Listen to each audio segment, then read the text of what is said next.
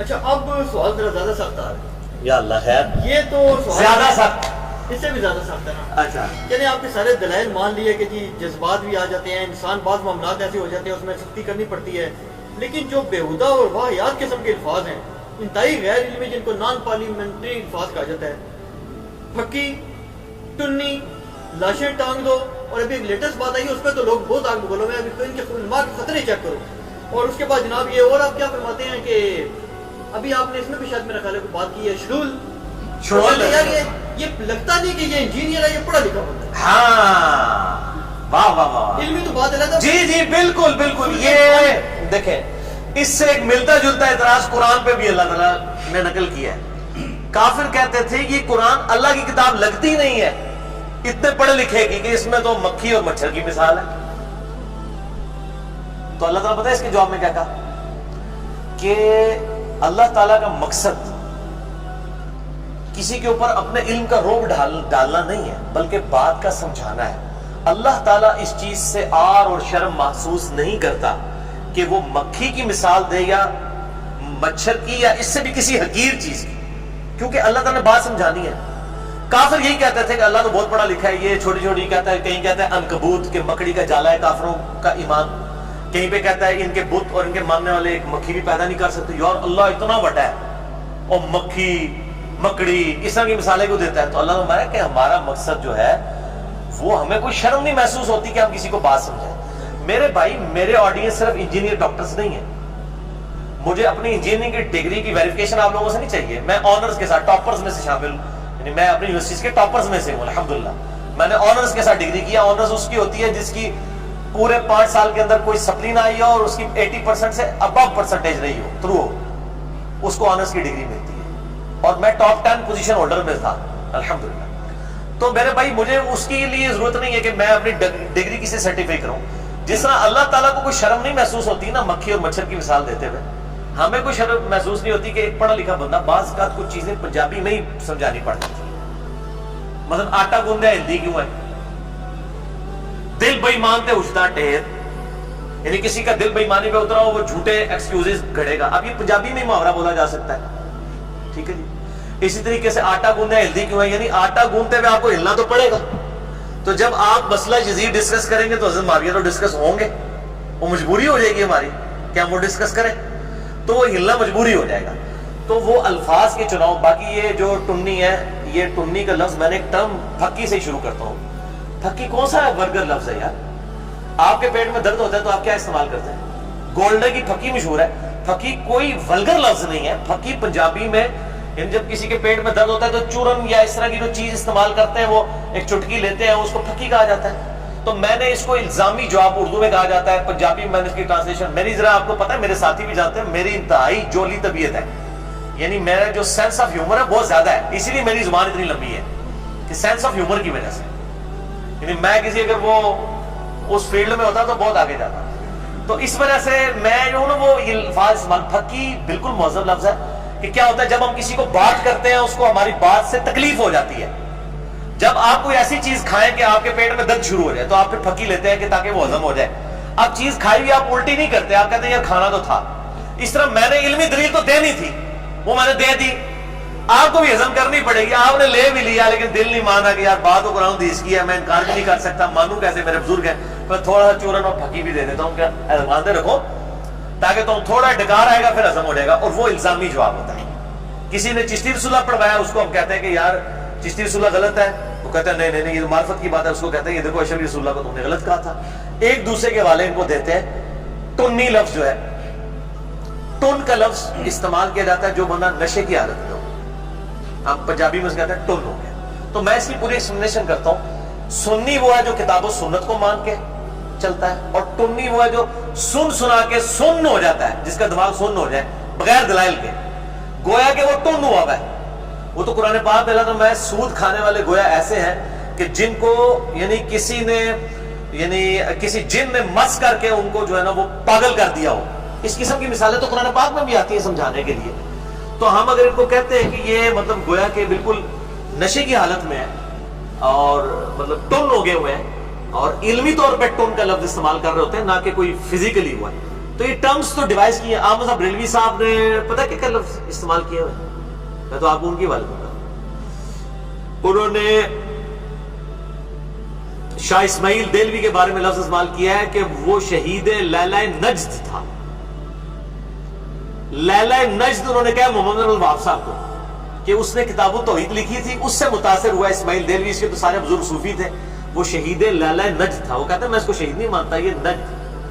تو یہ اس قسم کے الفاظ, دیو کے بندوں سے ہمیں کیا غرض, ہم ہیں عبد مصطفیٰ پھر تجھ کو کیا. یہ شعر لکھا ہوا. احمد بریلوی صاحب نے دیوبندیوں کا, دیو کہتے ہیں جن کو, دیوبندیوں کا کہ جن ہے شیطان, یعنی دیو بند کہتے ہیں گروہ کو, وہ کہتے ہیں یہ شیطانی گروہ ہے. اچھا دیوبندیوں سے پوچھے, وہ کہتے ہیں نہیں, دیوبند کا مطلب یہ ہے کہ ہم جن کو بھی قید کر لیتے ہیں. وہ اس کی وہ تعبیر کرتے ہیں. تو ایک دوسرے کے بارے میں المحنن المفند میں لکھا ہے احمد بریلوی اس کے فالوور شیطانی لشکر ہے جو پہ حملہ آور ہوا.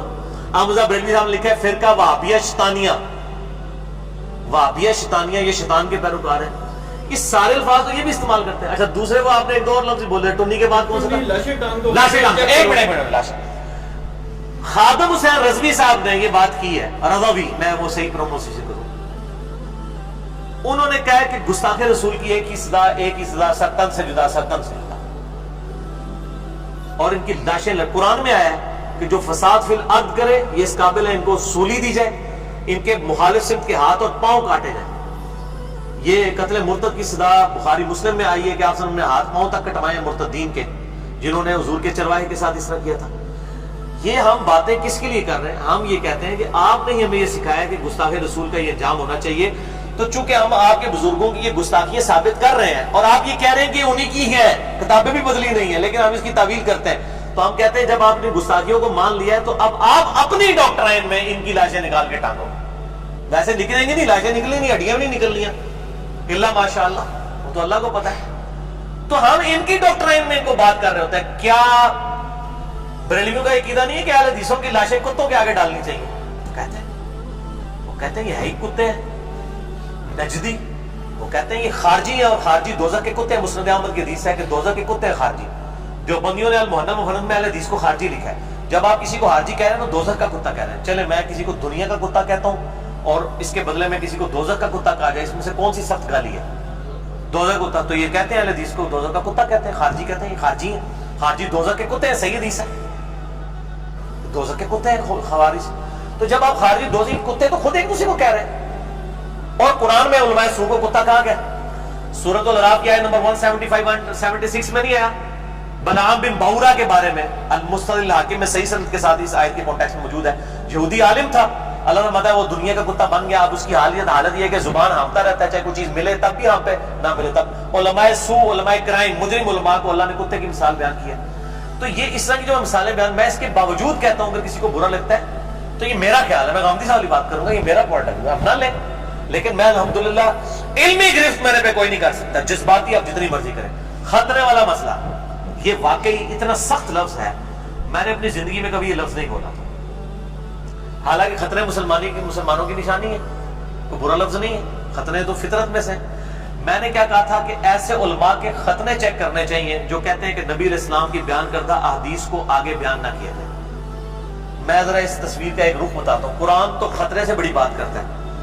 قرآن سورہ البقرہ آیت نمبر 159-160 میں کہتا ہے اعوذ باللہ من الشیطان الرجیم ان الذین یکتمون ما انزلنا من البینات والہدی, بے شک وہ لوگ جو چھپا لیتے ہیں ہدایت کی ان چیزوں میں سے جو ہم نے نازل کی ہیں اور روشن دلائل, من بعد ما بیناہ للناس, جبکہ ہم نے لوگوں سے وہ بیان کی تھی. اولئک یلعنہم اللہ ویلعنہم اللاعنون, ایسے لوگوں پر اللہ کی لعنت اور تمام لعنت کرنے والوں کی لعنت جو کتاب و سنت کی تعلیمات کو چھپا لیتے ہیں. خطرے چیک کرنا تو بڑا چھوٹا مسئلہ ہے. اللہ فرما رہا ہے وہ لعنتی ہے. لعنت کا مطلب پتہ کیا ہے؟ اللہ کی رحمت سے دوری ہے. الا الذین تابوا, مگر وہ لوگ جو توبہ کریں, وہ اصلحوا اور اصلاح کر لیں, وہ بینوا اور بیان کر دیں, یعنی وہ چھپائی ہوئی باتیں لوگوں کو بیان کر دیں, تب ان کی توبہ قبول ہوگی. فاولئک اتوب علیہم, ایسے لوگوں کی توبہ اللہ کے ذمہ ہے. وانا التواب الرحیم, اور میں توبہ قبول کرنے والا رحم فرمانے والا. اور حدیث ہے جامعہ ترمذی میں 2649, سنن ابی داؤد میں 3658, سنن ابن ماجہ میں 261, مشکات میں 223. آپ صلی اللہ علیہ وآلہ وسلم نے فرمایا جس سے کوئی علم کی بات پوچھی گئی اور اسے معلوم تھی اور اس نے لوگوں سے چھپا دی, قیامت دن اس کے منہ میں آگ کی لگام دی جائے گی. تو جو لوگ کہہ رہے ہیں کہ قرآن و حدیث میں لکھا تو وہ یہ بیان نہیں کرنا چاہیے، وہ بریلوی کہتے ہیں رفع دین کی حدیثیں بیان نہ کرو، انما انا بشر مثلکم بیان نہ کرو، اہل حدیث کہتے ہیں آل امیہ کی بدماشیاں بخاری مسلم سے بیان نہ کرو، سارے ایک ہی وہ کتمان حق والے پہ تو اللہ نے لعنت کی ہے، نبی علیہ السلام نے فرمایا کہ آگ کی لگام ہوگی ان کے منہ پہ۔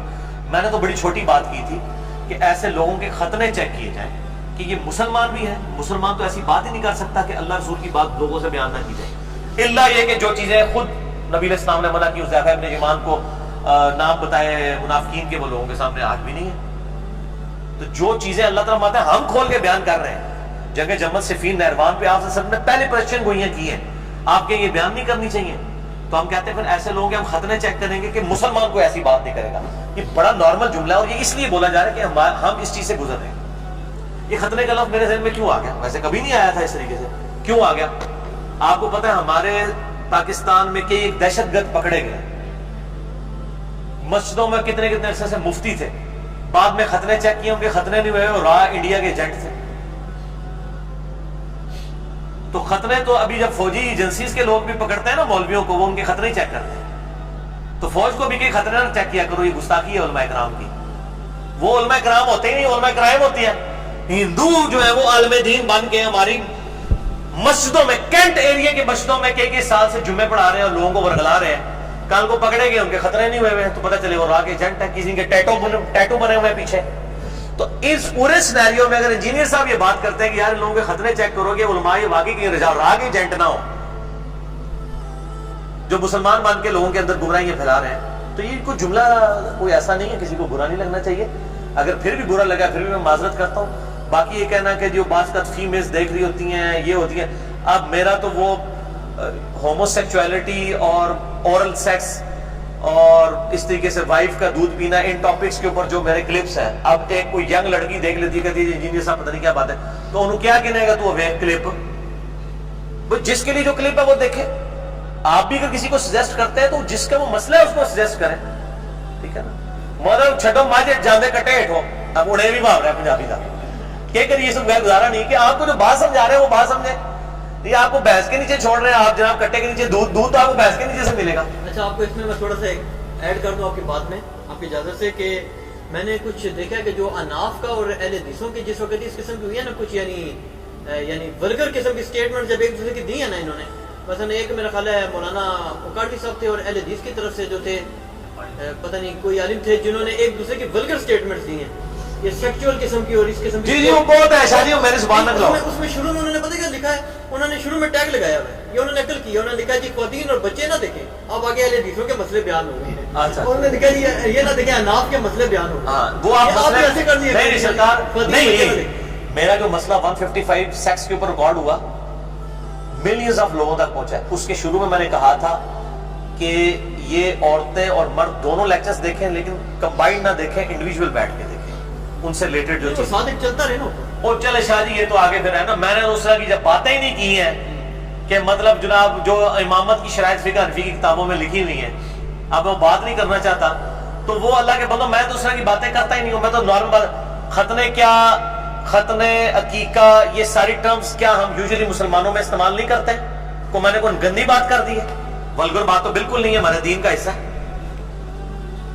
میں اگلی بات بھی کر دوں گا کہ ان کے غیر ضروری بال بھی دیکھیں یہ صاف کرتے ہیں کہ نہیں، تو اسلام کی نشانی ہے۔ صحیح مسلم میں حدیث ہے کہ 40 دن کے اندر ہر مسلمان پہ لازم ہے کہ وہ بال صاف کرے۔ اب کئی لوگوں کے بالوں کے ادھر اتنے گچھے بنے ہوئے ہیں اور وہ علماء دین ہے، تو آپ سمجھ لیں وہ کہیں سکھ ہی نہ ہو، علماء دین بنے ہوئے، تو یہ تو مطلب مسلمان کی تو نشانی یہ بات ہوگی ہے۔